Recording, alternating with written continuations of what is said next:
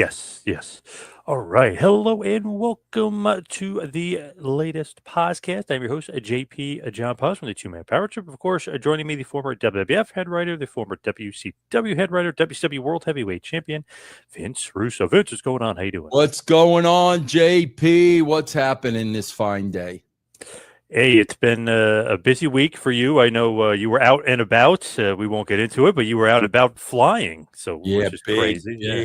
big secret clandestine Yes. meeting. I had to zip in and out of LA. God, bro, I don't even think I was there. I wasn't even there for 24 hours. Zipped in, zipped out, John, ready to go with you this morning, man.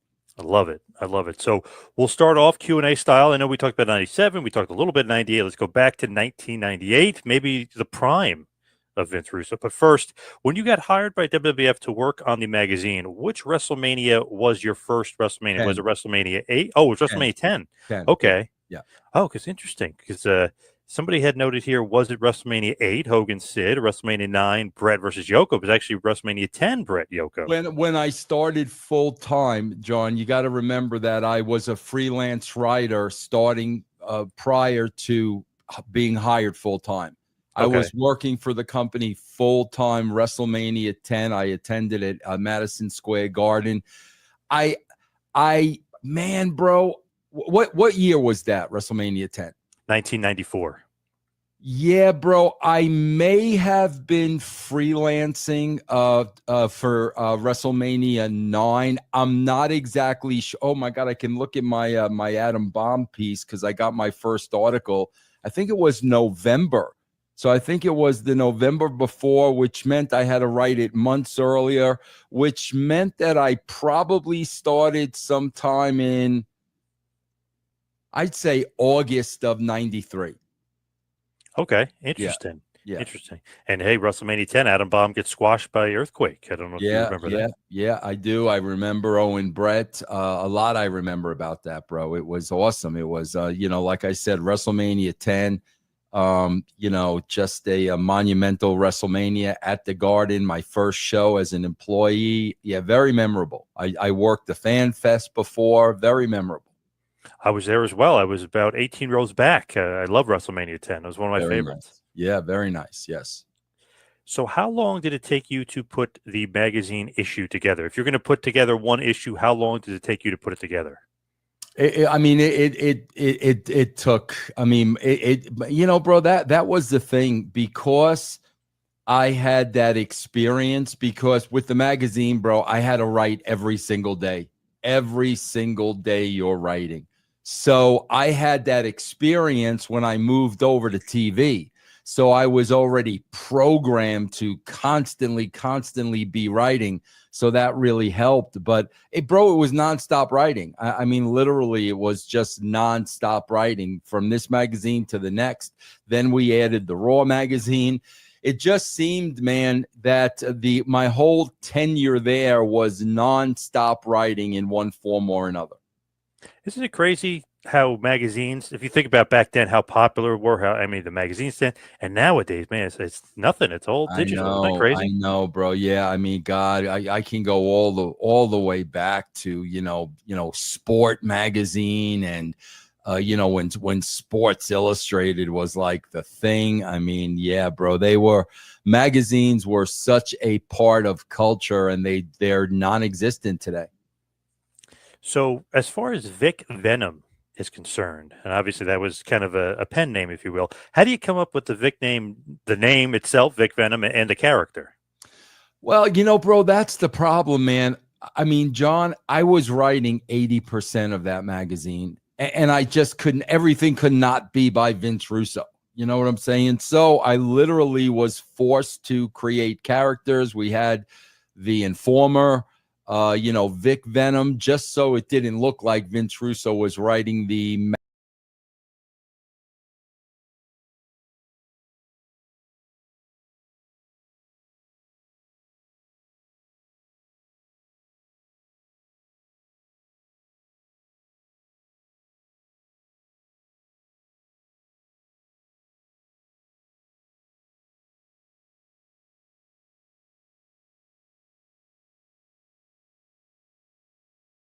Yes. Yes. Bro, I was so in need of a job at that point, John, that when I got that phone call and it was 60 grand and we had to move to Stanford, it was just like all the money in the world, bro, at that point. So did you always kind of want to be the magazine editor? Was that like a goal or no? No. Bro, I was looking, John, again, let me just backtrack a little bit. I had 2 mom and pop video stores. John, I would have been doing that forever. I loved it. A good friend of mine was working with me. My parents were I loved it, bro. And it was new. Video stores were new. But again, now Blockbuster comes into play. I'm out of business. Bro, I was working at the freaking appliance giant PC Richards to support my family. I mean, bro, I'm college educated. I didn't want to be doing this. And bro, I got to be honest with you, I was like top salesman at PC Richards for like freaking a year. And while I was working at PC Richards, I was freelancing for the WWE magazine. So, bro, I wanted a full-time job. I did not want to be selling appliances. Right. And just to go back 1 second, because it was killing me. The Slammer. The Slammer, that's it. Hank Yes. Wenicky. I don't know why I kept thinking the Informer. Yeah. You're the Informer. Yeah, the Slammer. Hank Wenicky was the Slammer who got his information from Blackjack Brown. Yes, there you go. So do you have a favorite memory of that time, just as far as being the magazine editor? Bro, I got a very important memory that I will never, ever, ever forget. And bro, he tragically passed away, and he was God, 20 years younger than me. When I went there, the assistant editor was a kid by the name of Louis Gianfrido. Bro, Louis loved freaking wrestling, and Louis was an Italian kid, really, really street smart. He was from New Haven. The boys love Louis. Bro, you know how like today you got these freaking Sean Sapps and Denise Sausalitos? You got these absolute fucking marks. Louis was not a mark. He knew wrestling. He understood wrestling. He had a great relationship with Arnie Skolin. He had a great relationship with Savage. The boys loved him, bro. And he was like so kayfabe and everything, protect the business. He was as old school as you get, bro. And bro, back then, John, you had an office and you had 4 walls to your office, okay? And bro, if you had an office, you are allowed to pick out any wrestling posters you wanted on each wall. And they would frame them for you, and then they would come in and put them up on the wall. They did that with everybody, right? So, bro, Louis' office was bare. No posters, nothing. So, I asked him, I said, Louis, the old do the right thing. Remember why there are no brothers on the wall? I said, Louis, why do you have no posters on the wall? Like, his office was bare. And he said to me, bro, and I swear to God, here I am. This is 1994, John, when I was hired. What are we, 30 years later now? Mm-hmm. Yeah. Yep. He said to me, Vince, every day in the wrestling business can be your last day. And he said, when my last day comes, I want to be able to put my things in a little box and walk out the office. And bro, he was so right about that. And that was a lesson, bro, that I always kept in the back of my mind. And it was just so true in the wrestling business. That is the most important thing, perhaps the best advice I ever got in the wrestling business. So as far as the magazine and some ideas, were some of the ideas used on television that you created in the magazine as storylines? No, bro, it's the other way around. I was in such disgust of the show, of the product. I was creating my own articles in the magazine that had nothing to do with TV. They weren't going there, secret meetings between Ted DiBiase and Doink the Clown. Like, I literally was shooting my own angles in the magazine because I thought the TV product was so bad. Did you ever relay that message? I know eventually you do, but at that point in time, did you ever relay that to Vince? Like, Vince, come on, man, what's going on here? Nah, bro, I wasn't in a position to do that, bro. I really wasn't, until that opportunity presented itself when, I had that meeting with Linda McMahon that Vince walked into at the very start. That was really the opportunity to put it all on the table. When did you stop working for the magazine? I never did. Wow. Okay, I didn't realize that. Never did, bro. Always had my hand in the magazine. Always. Even until you left in '99? Yeah. I always had my hand in it in some way, shape, or form. Yeah. What did you think of a WWF Live Wire? Remember that show? What did you think about that? Oh no, way ahead of its time. Way ahead of its time. The problem was, bro, they had no idea like what to expect. They didn't know what it was going to be. And man, it was great when me and JR got involved. When it originally started between, Michael Hayes and Sonny, I was not a big fan. As a matter of fact, bro, that's how I got, my appearance on the show. Like, bro, I swear to God, it was a Friday afternoon, not afternoon. It was like 6 o'clock at night, and I'm waiting to meet with Vince all day, bro. That's what it was. You've got a 10 o'clock meeting with Vince, and now it's 6 o'clock, and you're sitting at your desk like a freaking Mama Luke, waiting for Beth to call you to say Vince is ready now. So it was a Friday night, bro. It was about 6 o'clock at night, and I had to go up to his office for magazine business. And bro, I was like, oh, and by the way, like, that show Live Wire sucks. Not exactly in those terms, a more political way. And bro, I'll never forget, he turned around to me and he said, oh, what? You think you could do better? Bro, completely caught me off guard. That wasn't my intention. I'm just telling you, bro, the show sucks. Like, it's, bro, what am I going to say? I said, yeah, I think I could do better. What am I going to say? Oh, no, John, Sonny could do better than me. I was like, right. Yeah, I could do better. Bro, without missing a beat, he said, no problem. Show up at the studio tomorrow morning at 8 o'clock, whatever time it was, you're going to be on the show live. And bro, that's exactly how it happened. When I got there, nothing was discussed, not what I was going to talk about, not what I was going to say. And that's how it happened. Bro, so much of the shit that I went through, people don't understand. John, I'm a big believer. I'm a Christian guy. I believe there is no doubt in my mind that from the moment you're born to the moment you die, God has written the entire book for whatever his reason and purposes are. So whatever happens to you in life was well programmed before you ever came on this earth. Everything that happened with me in wrestling, bro, was all kismet. It was all kismet. None of it was pushed by me. None of it was orchestrated by me. None of it was a thought in my head. It just all happened through kismet, bro.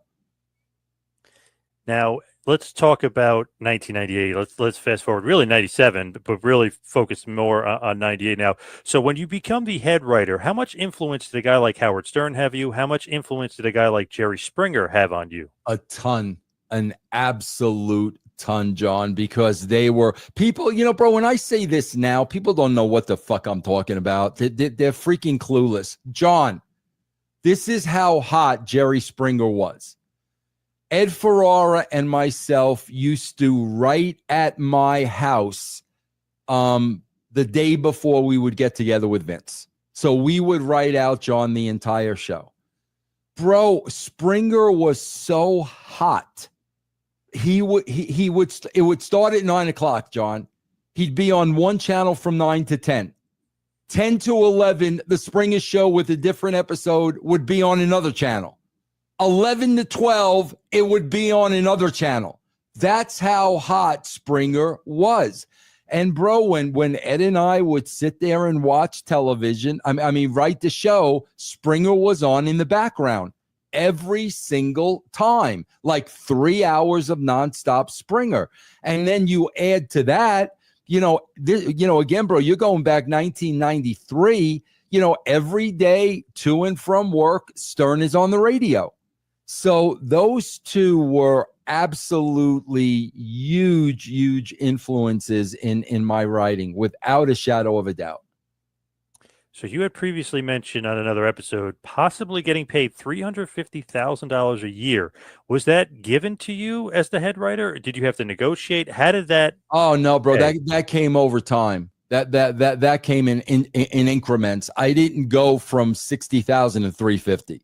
That literally came in increments where, based on my performance and over time, Vince kept increasing my pay. I never had to ask for a raise. But John, I will tell you this, man. John, you know how when, subconsciously when you want something to happen and then you force the hand without even realizing it? Yep. John, there was a time right before I left, I was burnt out. I knew I was mentally, physically, emotionally done. I knew it, John. And bro, I went in Vince's office and I said, look, man, I know what you're making. I know what the company is making. I know the business that you're doing. I want $1 million a year. Now, John, I know I did that because I wanted him to say no and either get fired or leave. I know subconsciously that's why I did it. Because, bro, to go from 350 to $1 million, I'm a freaking writer. So I knew. And John, I will never, ever, ever, ever forget when I had to call Vince and make that phone call in the stopover in Philly because he was expecting me in the Meadowlands the next day. And I had to pick up the phone and say, Vince, I just signed a 2-year deal with WCW. I will not be at TV tomorrow. Bro, the last thing he said to me was, Vince, I was going to give you that $1 million. And I said to him, Vince, it's not about the money. That's when he told me about my kids with the nanny. I said, Vince, this has nothing to do with the money. And then, years later, he would tell Shane I left because of the money till I got to tell Shane myself, no, bro, it had nothing to do with the money. It had to do with getting a nanny to watch my kids. So when you were the head writer, how stressful was it being the head writer? Or did it not really bother you working under pressure like that? It didn't bother me at all, John. It didn't bother me at all because, John, Ed and I were in such a routine. It was, John, it was like a well-oiled machine. We knew what we had to do on Monday. We knew what had to be done on Tuesday. We knew what had to be done on Wednesday. It's me with podcasting now, John. I know what I need to do every single day of the week, and that's the schedule I go by. So we were such a well-oiled machine. And, John, let's be honest. We were a well-oiled machine because there were 2 people. There weren't 22. You're not going to have a well-oiled machine with 22 people. There was 2 people. So we stuck to our schedule. The routine was the same every single week. And John, I never felt pressure. And I remember once sitting in Vince's office and just saying to him, Vince, and again, this to me, this is a God kismet thing. I remember saying to Vince, I don't know where this shit comes from. It just comes. And John, even when I write Rocky Mountain Pro today, John, I right now, bro, I got to write 6 shows.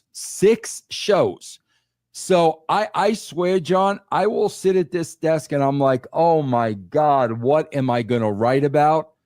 John, within 30 minutes in front of me on a piece of paper, handwritten, I will have the entire format of the show in 30 minutes.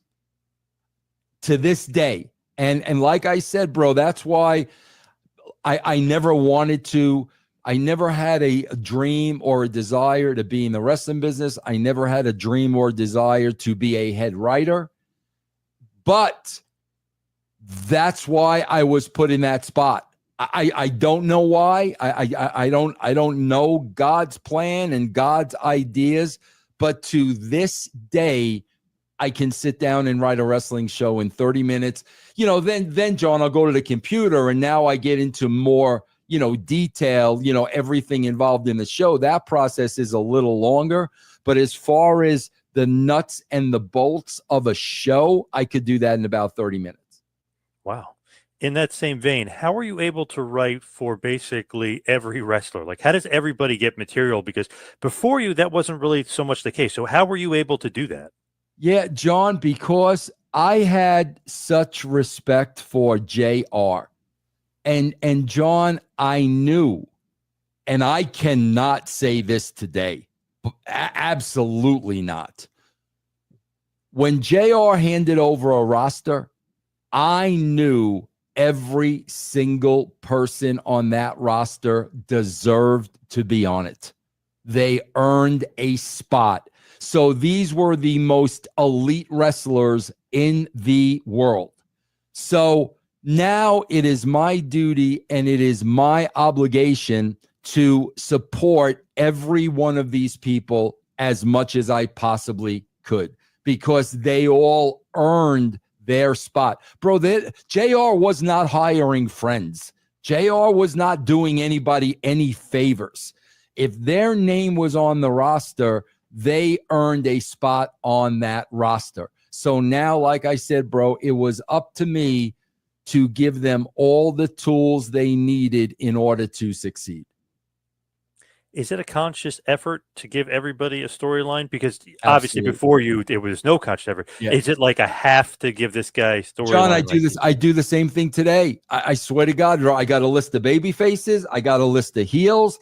And I got to get all these people on the show. And you know me, I'm not going to get them on the show by just booking them in a cold match. I mean, that's not what I do. I got to get all these people on the show, and all of these people in some way, shape, or form have to have some kind of a story. I still do it to this day. Did you ever give a wrestler a bad storyline as a punishment? Would you ever do that as a writer? God, no. No, bro. That never in a million years. Never, because that's a reflection on me. Never in a million years. What about Vince McMahon? Would he do that?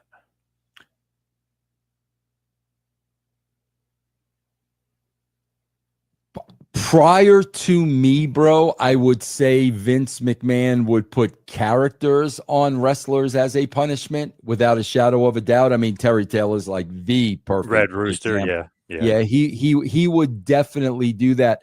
But bro, I just got to tell you, man, and I don't give a shit whether people believe this or not.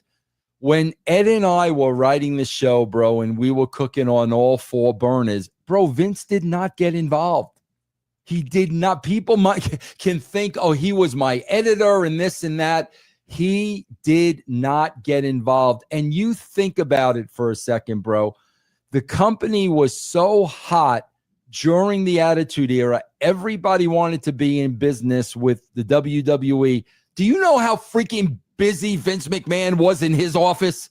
He was so busy, bro, with the day-to-day of his company. He was not sitting there writing a freaking wrestling show.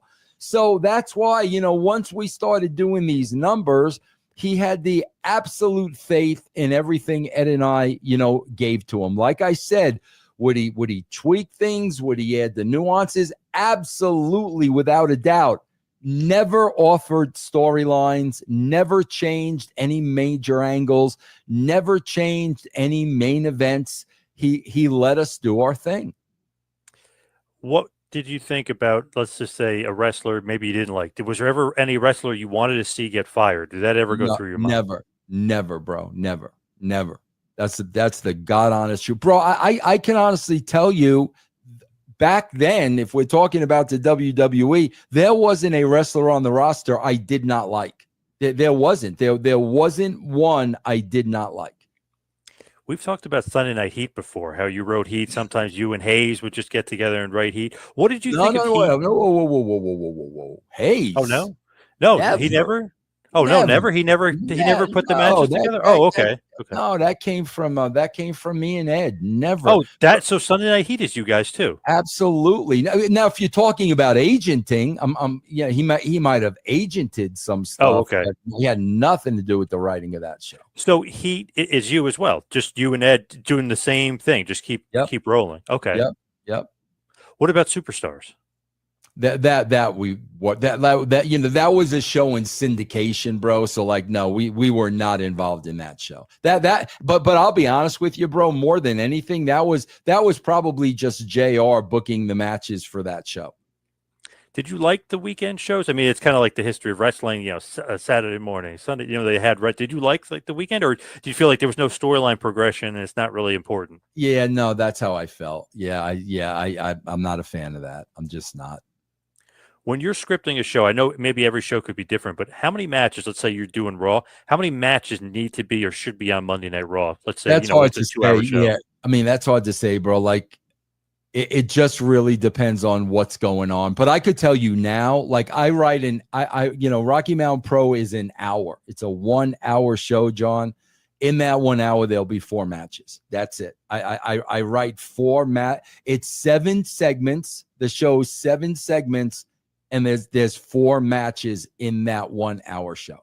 Okay. How about pay-per-views? How many matches should be on a pay-per-view? Is that like 7? Is it 10? Like, yeah, I'd say, bro, honestly, again, we still do pay-per-views. I would say to me, the number is 8.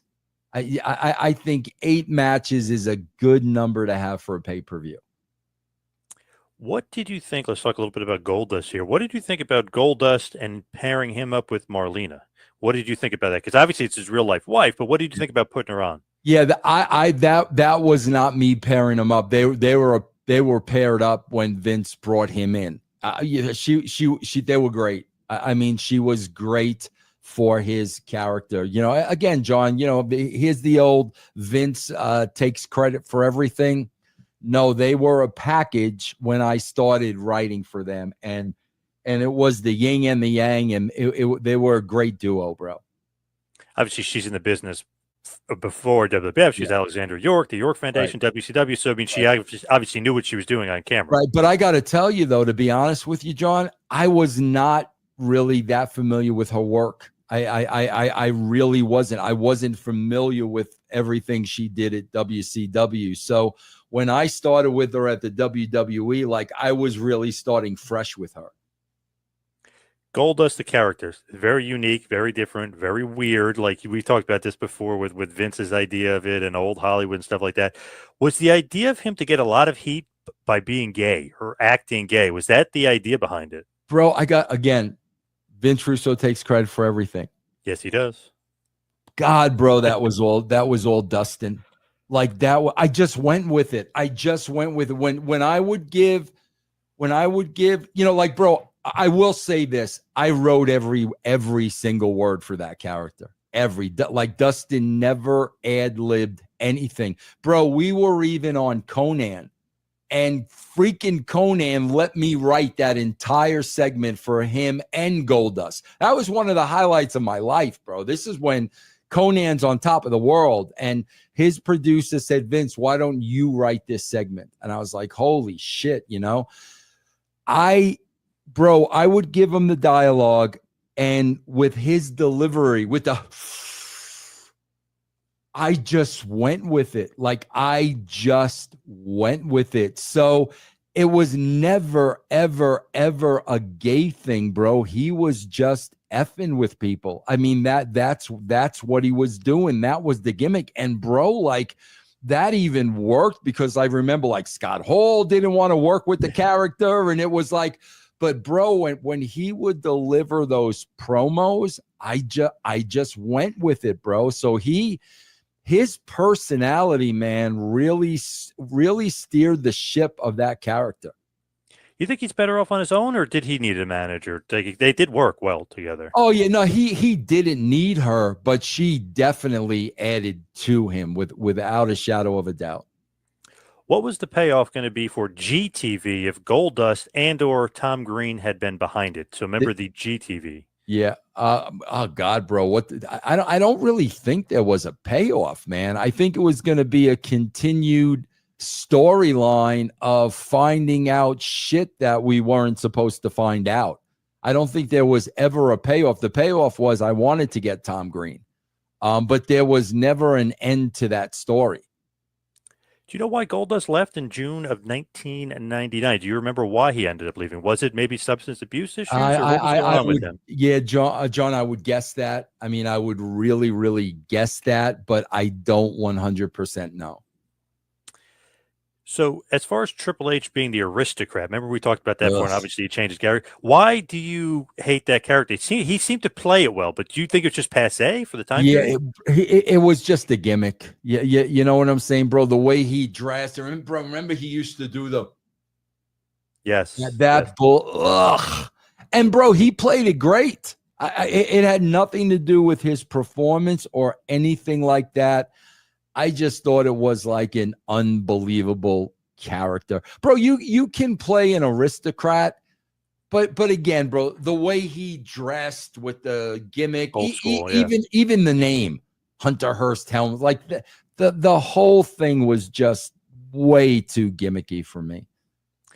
Do you prefer wrestlers who can play a random character given to them to show their acting ability, or do you prefer somebody whose character was their real life job? Example, maybe Bob Holly, who was really a race car driver. Since like it's an extension of them. So do you prefer a guy who can act or a guy that's real? Well, the other way, the Bob Hollies, bro, like that's easy. Like that is really, really easy. Creating a character like a Val Venus or like a Goldust or a character that's nothing like their personalities, that's much, much more difficult to do. So I definitely would prefer somebody that had, personal traits that I could hang my hat on.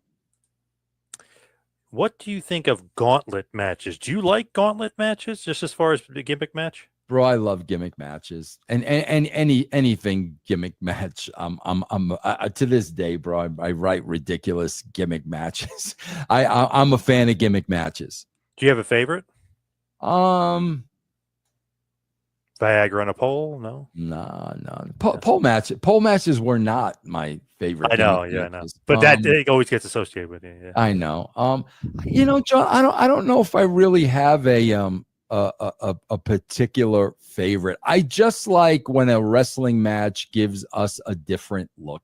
Like no matter what it is, I just like when it gives us a different look. What was your favorite version of Crush? Obviously, you booked him quite a bit. The Demolition Crush, the Surfer Dude Crush, the Foreign Sympathizer Crush, or Jailbird Crush, the DOA Crush. Chronic Crush, bro. Chronic Crush. None of the, when I was at WWE, all that, he wasn't on my roster. Crush when I was the head writer. I did not work with him there at the WWE. He kind of left as I was coming in. So I worked with Chronic Crush that I thought him and Brian Adams were freaking great. Yeah. Yep. So the WWF went to England for pay-per-views. Obviously, we've talked about this before at length as far as some of those, but are there countries you think that they should have gone to that they never went to? Like, I know it's kind of out of your purview, but did you ever think like, oh, why don't we go here? How come they don't go there? Like, were there countries I preferred they never left the country, bro. So no, really? Okay. I wasn't thinking that way. So you don't like, as far as expanding, as far as the company, like worldwide, it doesn't really appeal to you? Doesn't matter to you? Nah. There are the World Wrestling Federation after all, so they got to be all over the world, right? Yeah, that's true. Yeah. The World Wrestling Federation. The Worldwide Wrestling Federation. Yes. Who decided on pay-per-view names? Did you have any input on pay-per-view names? The pay-per-view names at the WWE came from Creative Services. Creative Services would give us a bunch of names to choose from. So they, like I said, bro, they were the ones that came up with DX. You know, you had some input, huh? You had some input? They would give us a list of names, and we would usually, use one of those names or maybe tweak one of those names. But that came from from them, bro. Another thing, Vince Russo takes credit for. Yes, of course, of course. Do you like the established pay-per-views being the same name every year, or do you like giving them different names? For example, Fully Loaded could be July, but one year it was Canadian Stampede in July. Do you like it being the same every year, or do you want to switch it Yeah, up? I like routine, bro. I really do. I like routine, and I like to know what January is, February. I'm a structured guy, bro. I like working within a structure. Royal Rumble 1998. I don't know if you'll remember this, but how did The Undertaker get out of the casket before Kane set it on fire? Do you remember that? What the Bro, story I was? swear to God, again, the great Richie Curtis. I never asked Richie how he did any of his tricks. I never did, bro. I have no idea how that stuff was done. It's like asking a magician, how did you do that? You can't, right? He was a magician. I mean, his trade was Richie Curtis was a magician. That was his trade. Wow. Oh, Okay. yeah. And I never asked him his secrets because, bro, here's why, John. Here's how it went down.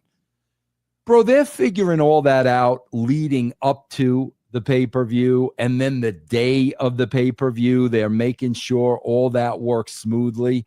Bro, I'm so busy working with the boys.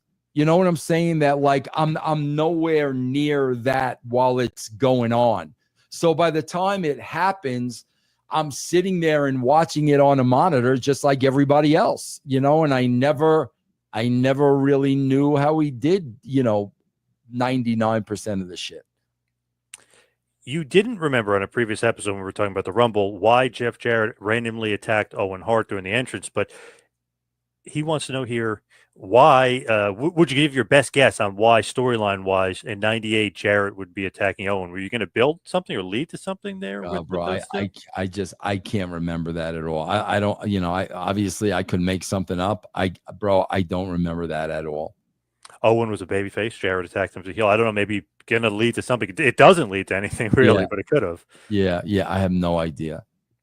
Speaking of Jarrett, how did you feel about the pairing of Jeff Jarrett and Deborah, and how did that come about? God, again, man, we just wrote it that way. I thought it was a great pairing. I mean, as I watched the Attitude Era for Russo's brand, I'm kind of into the Jarrett Deborah era now. It's happening now with Owen, and yeah, bro, I thought they worked very, very well together. Did you know that they were together in WCW? God, I was going to answer that with, were they? So the answer is no. The answer. Okay, yeah. So I was going to say maybe that's kind of, you saw the chemistry because they worked well there. Yeah, maybe I did, bro. Like again, man, I can't exactly remember. And if they were, then maybe Jeff suggested it. Like I can't. Yeah, remember. She was in the middle of the Mongo Jeff feud when they had the feud. So she was right in the middle of it. I never saw that Mongo Jeff feud. If Steve Austin had agreed to wrestle Jeff Jarrett, would you have booked champion versus champion match for a Raw or a pay-per-view? Like IC champ versus world champ. Would you have booked that as like a pay-per-view match? I think it would have been a pay-per-view match. Yeah. I think it would have been a pay-per-view match. And it would have been a great freaking match too. Yep.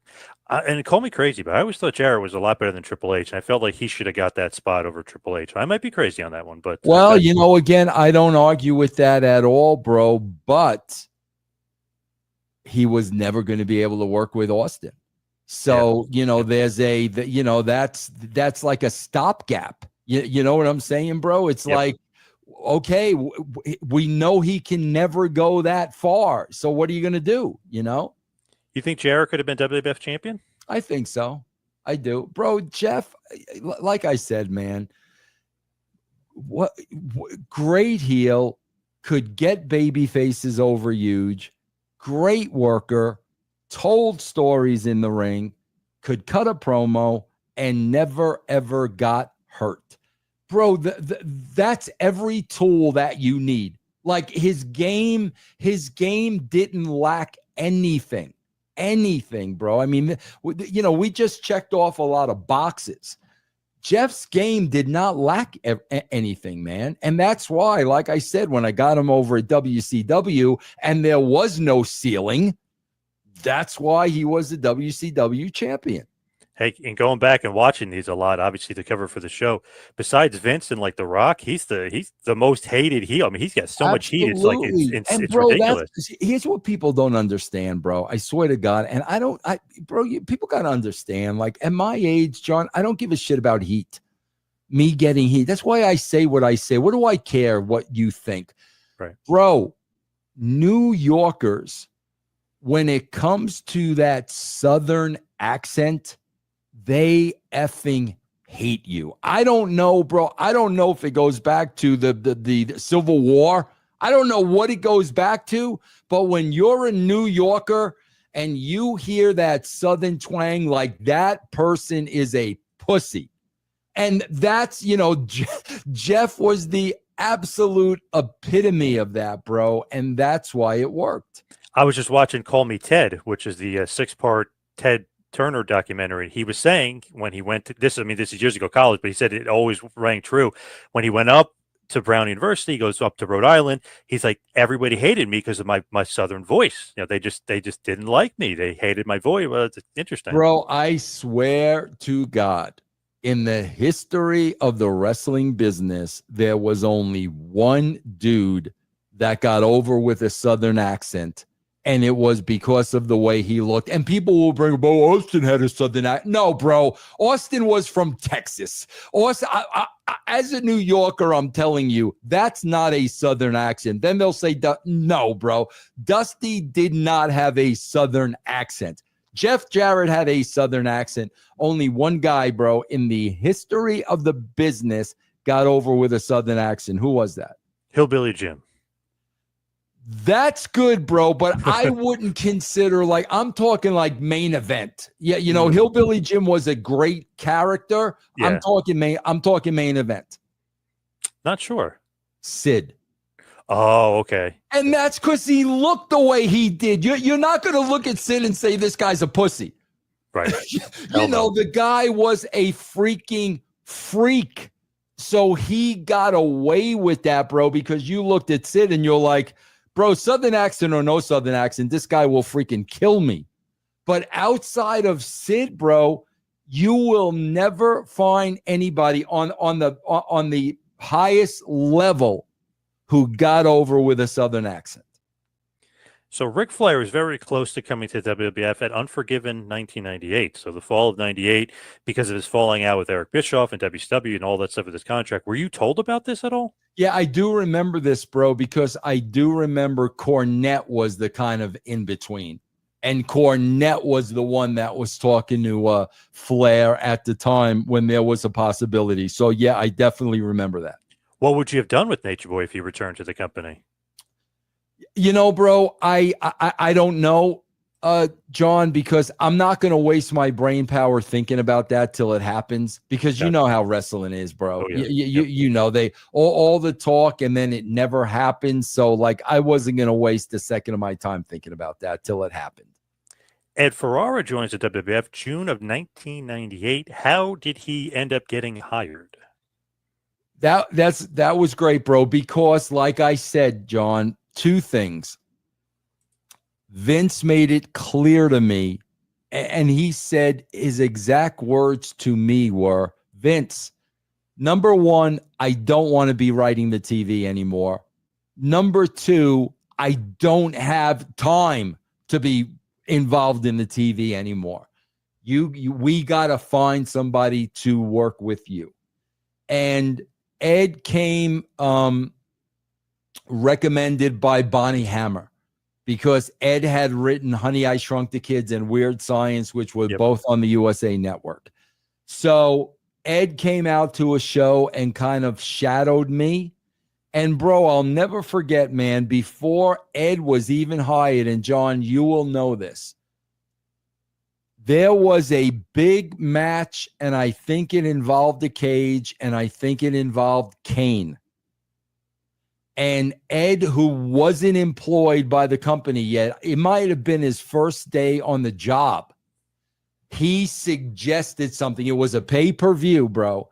And he suggested something, whether it was in the finish of that match or during that match. He suggested something to me, which I thought was brilliant. And we wound up doing it. And right after that set of TVs, I just said to Vince, you definitely hire this guy. Could you have been successful without Ed? Not as successful, no. What's your favorite idea that Ed had came up with creatively? Bro, I got to be honest with you, John. The dynamic was I was the big picture guy throwing out all the crazy shit, and Ed was the guy looking through the magnifying glass. Will it work? What questions need to be asked? What are the flaws? He was more. I was more big picture. He was more of the detail. So that's why the dynamic works so well. King of the Ring 98, which is kind of what you're alluding to with Ed there. Pre-show match, Headbangers versus Takemichinoku and Kaientai.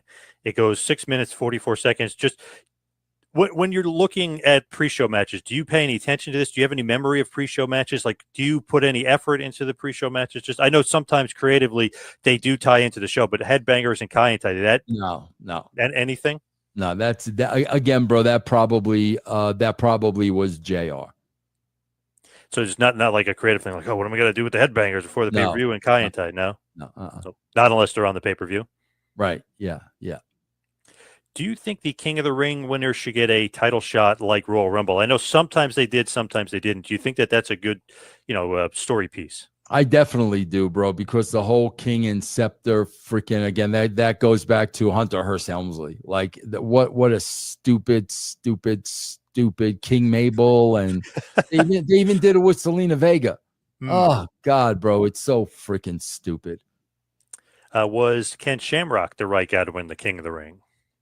Yeah. Bro, Ken Shamrock could have been the WWE champion, but whatever was going on with him in the office, with wanting to go for Ultimate Fighting, like whatever, that got in the way of a lot of stuff. You think Billy Gunn was the right choice as far as a King of the Ring winner? Probably not. Was there ever a Steve Austin versus Billy Gunn planned main event feud? Because in '99, if you fast forward just a little bit, Billy Gunn wins the King of the Ring, Austin's the champ. Was that ever planned? Billy Gunn, Steve Austin? Bro, if it just like all that, a lot of that Billy Gunn stuff came from Vince. Vince was a huge advocate for Billy Gunn. But again, bro, from where I'm sitting, this is another guy with a Southern accent, man. And bro, I will be the first guy to say, and I say this all the time, bro, 30 years later, whatever it is, Billy Gunn was the greatest athlete I ever worked with. A blue chip athlete. Billy Gunn could excel at anything. Bro, he was a freaking bull rider. But I saw Billy Gunn play basketball, bro. Unbelievable basketball player.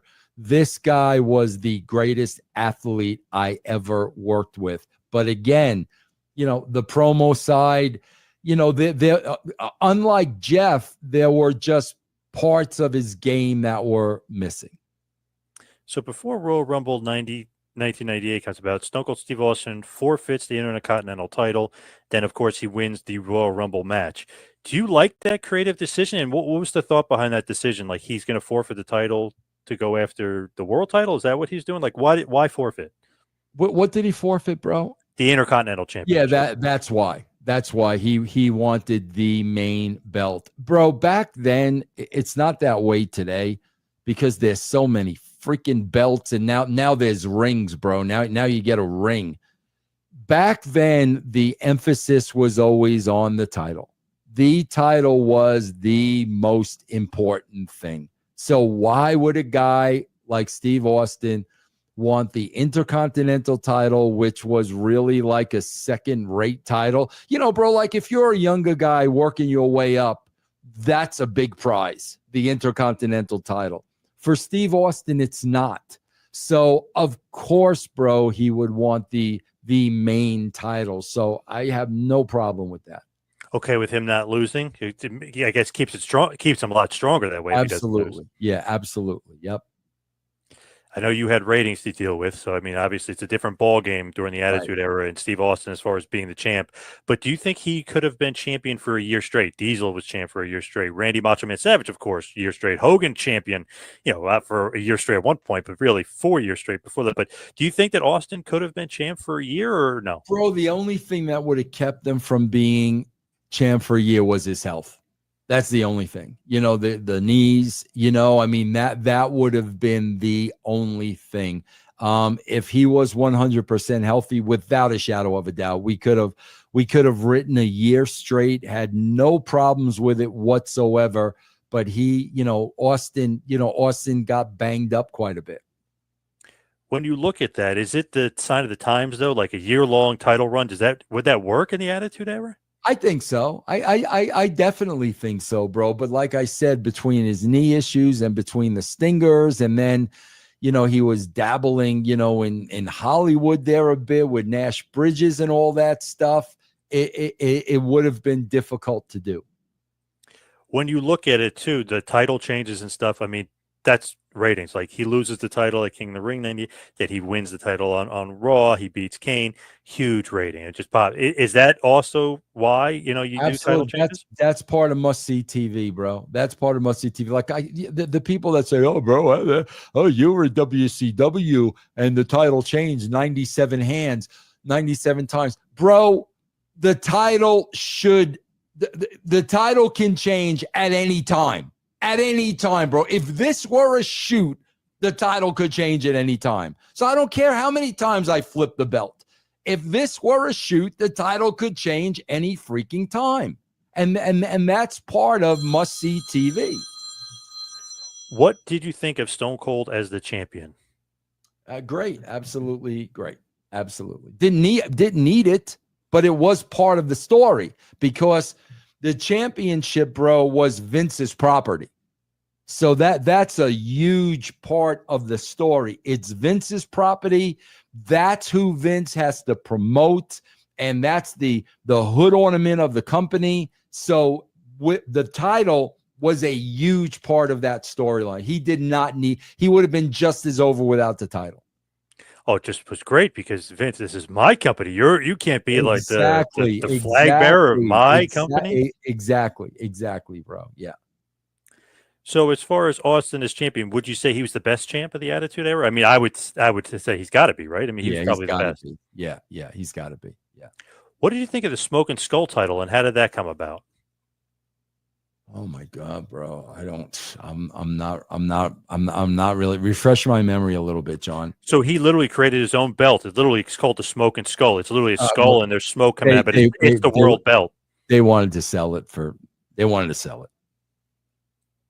So did you like that though? Like creatively, like, oh, this guy's got his own belt? Yeah, bro. If it made Austin more money, I was fine with it. If it made Austin more money, if it made the company more money, I had no issue with that. Bro, the only time I had an issue, like, bro, I swear, like, I remember, bro, at TNA, they didn't want to break up. Dixie didn't want to break up Beer Money because they were the #1 merch seller. Like now that I got a problem with. I'm not. You can't stifle creative because these guys are selling T-shirts. Him having his own belt had no impact whatsoever on creative. And you actually use it creatively. Like Rock wants the title, Austin wants the title. Like not only want it, they like want to steal it and take it from him. Absolutely. Yeah. No, so that was fine. It worked. All right, we'll continue this on a part 4, believe it or not, Vince. Well, we're going to continue on with this Q&A the next